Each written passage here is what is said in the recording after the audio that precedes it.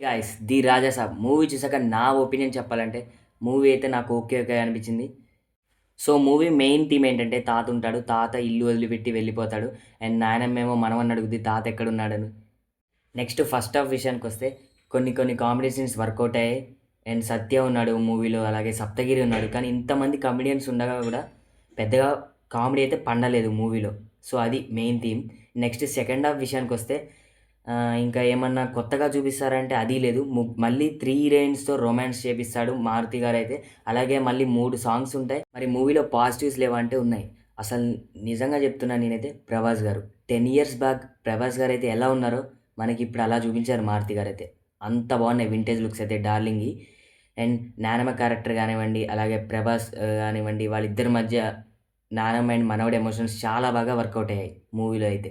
Next biggest positive of the movie మాట్లాడుకుంటే మనం తమనన్న ఏం కొట్టాడు భయ్ అసలు బీజం. వేరే లెవెల్ ఉంది అసలు బీజం అయితే చెప్తున్నా. లిటరల్లీ గూస్ బంప్స్ బీజం అయితే.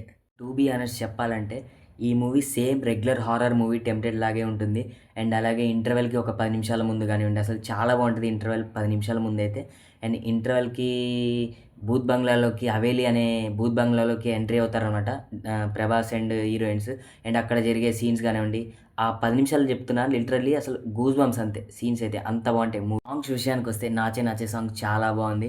అండ్ ఈ మూవీకి ప్లస్, మైనస్ ఏంటంటే సెకండ్ ట్రైలర్. అసలు ఆ సెకండ్ ట్రైలర్ చూసే ఇదంతా ఎంత బాగుంది అసలు సెకండ్ ట్రైలర్ మనకి ఎలా చూపించారు ఆ విజువల్స్ కానివ్వండి అవన్నీ. అండ్ ఆ సెకండ్ ట్రైలర్‌లో ఉన్న కొన్ని క్లిప్స్ అయితే అసలు మూవీలో లేవు. లాస్ట్ క్లైమాక్స్ విషయానికొస్తే లిటరల్లీ 45 మినిట్స్ చెప్తున్నా మామూలుగా ఉండదు అసలు క్లైమాక్స్ అయితే. అద్దిరిపోద్ది. వేరే లెవెల్ ఉంటది. డార్లింగ్ యాక్షన్ సీన్స్ కానివ్వండి.